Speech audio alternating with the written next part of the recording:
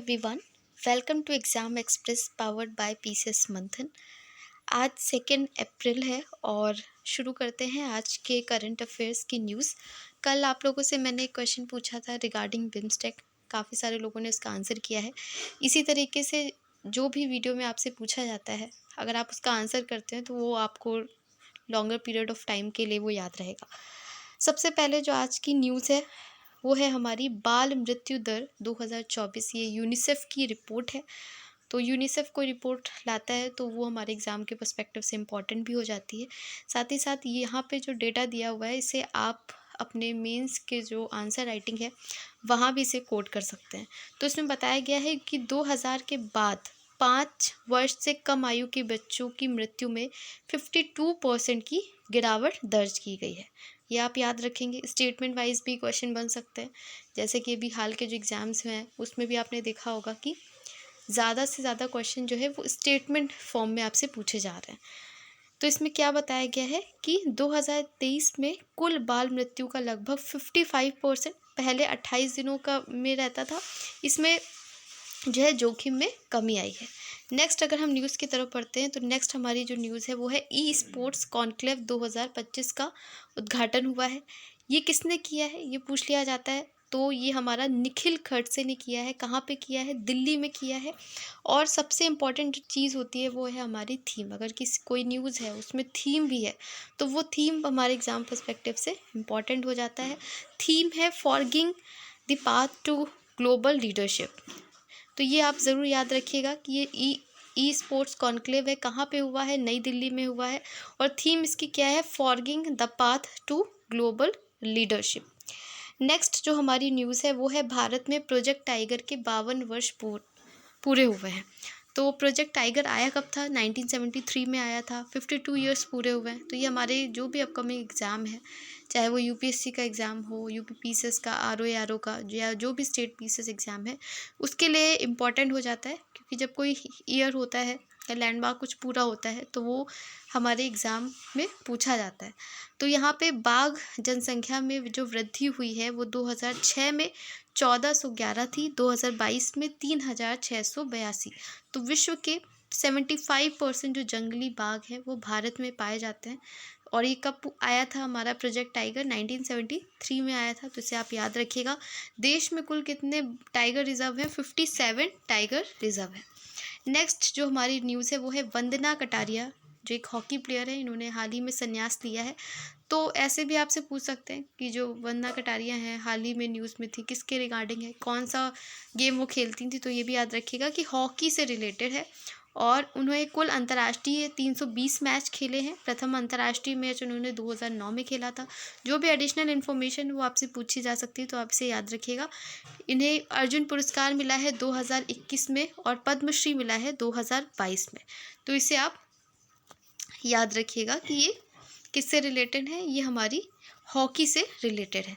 Next जो हमारी news है वो है घर गिराने की मनमानी कार्रवाई अमानवीय। सुप्रीम कोर्ट ने ऐसा बोला है कि जो बुलडोज़र राज चलता है, कि कुछ भी होता है तो बुलडोज़र चला दिया जाता है, ये सुप्रीम कोर्ट ने कहा है कि ये बिल्कुल भी ठीक नहीं है। जो हमारा आर्टिकल 21 है, राइट टू लाइफ है, उसमें भी ये उसका हिस्सा है कि आश्रय का अधिकार जो है वो आर्टिकल 21 में आता है। उसके तहत हम किसी का भी घर नहीं गिरा सकते हैं। तो इसमें बोला है सुप्रीम कोर्ट का है कि ये अमानवीय है और गैर कानूनी है। ये आर्टिकल 21 में आता है। तो ये सुप्रीम कोर्ट की नई कार्यवाही थी। तो इसे आप याद रखिएगा, ये न्यूज़ में था। फिर एक प्रख्यात साहित्यकार डॉक्टर कमल किशोर गोयनका का हाल ही में निधन हुआ है।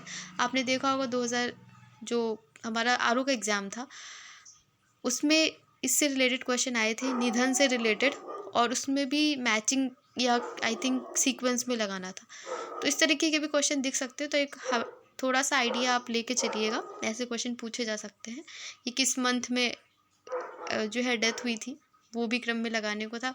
फिर भी आप इतना लंबा समय तक आप याद नहीं रख सकते हैं तो आप इसे इग्नोर भी कर सकते हैं।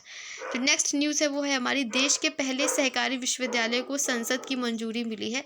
पहला है इसलिए इम्पोर्टेंट है। कैसा विश्वविद्यालय है? एक सहकारी विश्वविद्यालय है और इसका नामकरण किया गया है त्रिभुवन दार किशी भाई पटेल के नाम पर, जिन्होंने अमूल की नींव रखी थी। तो आप इसे याद रखिएगा क्योंकि ये देश का पहला है इसलिए हमारे लिए ये इम्पॉर्टेंट हो जाता है। ये त्रिभुवन सहकारी विश्वविद्यालय विधेयक पारित किया गया है।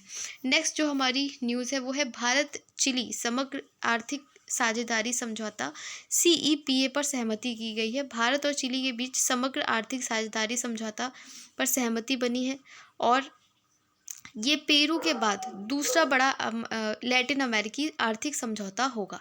तो आप इसे याद रखिएगा कि ये फर्स्ट नहीं है, ये सेकंड है। पेरू भी लैटिन अमेरिकी देश है, उसके बाद चिली, ये सेकंड ऐसा लैटिन अमेरिका देश हुआ है जिसके साथ भारत ने समझौता किया है। तो स्टेटमेंट में आपसे कुछ चेंज कर सकते हैं कि ये फर्स्ट है, तो इसे आप याद रखिएगा। साथ ही चिली कौन कौन से देशों के साथ में अपनी बॉर्डर टच करता है ये आप कमेंट सेक्शन में बताइएगा। तो इस स्टेटमेंट को ज़रूर याद रखिएगा कि पेरू के बाद, मतलब पेरू फर्स्ट है, देन चिली जो है ऐसा देश बना है लैटिन अमेरिकी जिसके साथ हमने आर्थिक साझेदारी समझौता CEPA समझौता किया है। नेक्स्ट हमारी जो न्यूज़ है वो है रथ यात्रा और बाली यात्रा को राष्ट्रीय विशिष्ट सांस्कृतिक धरोहर का दर्जा मिला है।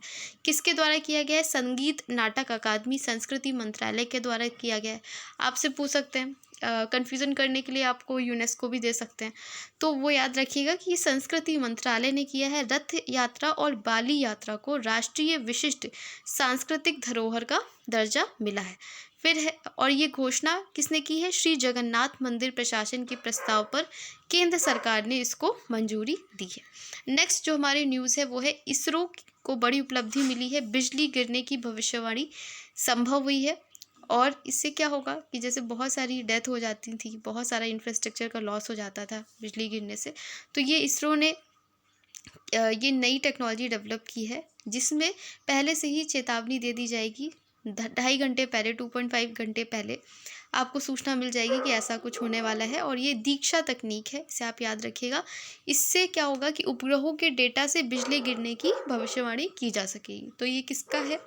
इसरो का है। और ये कैसी तकनीक है? इस तकनीक का नाम है दीक्षा तकनीक। नेक्स्ट है SpaceX ने लॉन्च किया है पहला ध्रुवीय मानव मिशन फ्रेम 2।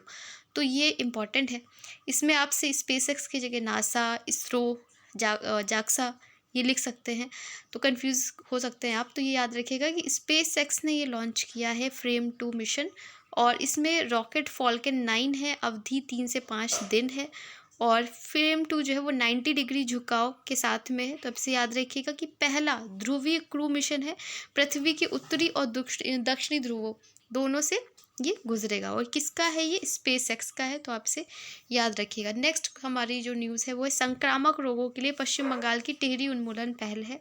इसमें क्या होगा कि 2026 तक जो भी ऐसी डिजीज़ होती हैं, इन्फेक्शियस डिजीज़ है, जो फैलने वाली बीमारी होती हैं, वो इसमें ध्यान रखी जाएंगी। और ये पश्चिम बंगाल की है, इसका नाम है टिहरी उन्मूलन पहल।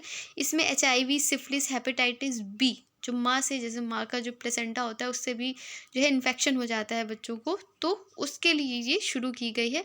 2026 तक इसको करना है हमें। इसका नाम, इसे ट्रिपल एलिमिनेशन पहल भी बोला जा रहा है। और पश्चिम बंगाल सरकार ने ठीक है, तो याद रखिएगा कि पश्चिम बंगाल सरकार ऐसा करने वाली पहली है स्टेट। और इसमें का नाम है टिहरी उन्मूलन पहल। किससे रिलेटेड है? जो संक्रामक रोग हैं जैसे कि इंसेफेलाइटिस, सिफिलिस है, HIV है, हेपेटाइटिस B है, जो संक्रामक रोग हैं उनकी रोकथाम के लिए ये शुरू किया गया है। नेक्स्ट है हमारा ग्रीन क्रेडिट कार्यक्रम के कानूनी मुद्दे। तो ग्रीन क्रेडिट कार्यक्रम जो है ये 2023 में शुरू किया गया था।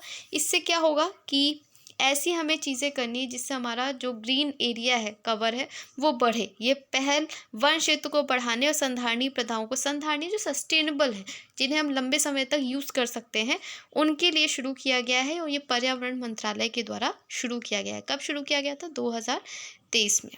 नेक्स्ट हमारी न्यूज़ है मोरक्को ने जल राजमार्ग परियोजना की शुरुआत की है। तो इसमें क्या होगा कि एक वाटर हाईवे बनाया जाएगा। जैसे कि जहाँ जो मोरक्को की एक नदी है, सैबो नदी है, और उससे जो अधिशेष, क्योंकि वहाँ ज़्यादा पानी है, सरप्लस में पानी है, तो ऐसी जगहों पर ले जाया जाएगा। रबात और कैसाब्लांका को पानी उपलब्ध कराया जाएगा जहाँ पे गंभीर संकट है जल का। तो एक जल राजमार्ग बनाया जाएगा। ठीक है, इसे आप याद रखिएगा कि ऐसा करने वाला मोरक्को पहला है। मोरक्को ने यहाँ पे पहली जल राजमार्ग परियोजना शुरू की है। तो जो मैंने आपसे पूछा है कि चिली की कौन सी बॉर्डरिंग कंट्रीज़ हैं, वो आप बताइएगा। और साथ ही साथ अभी किस इसी पूरे लेक्चर में मैंने आपको बताया है कि भविष्यवाणी की जाएगी किसके द्वारा, जो बिजली गिरती है वो कौन सी तकनीक है, किस तकनीक के द्वारा पता चलेगा और ये किसने घोषणा की है, जिससे बिजली गिरने से पूर्व ही हमें पता चल जाएगा। और चिली की बॉर्डरिंग कंट्रीज़ कौन-कौन सी है, इन दोनों के आंसर आपको कमेंट सेक्शन में करने हैं। बाकी जो भी आपका फीडबैक हो वो भी आप लिख सकते हैं। हमारे साथ बने रहिए। धन्यवाद।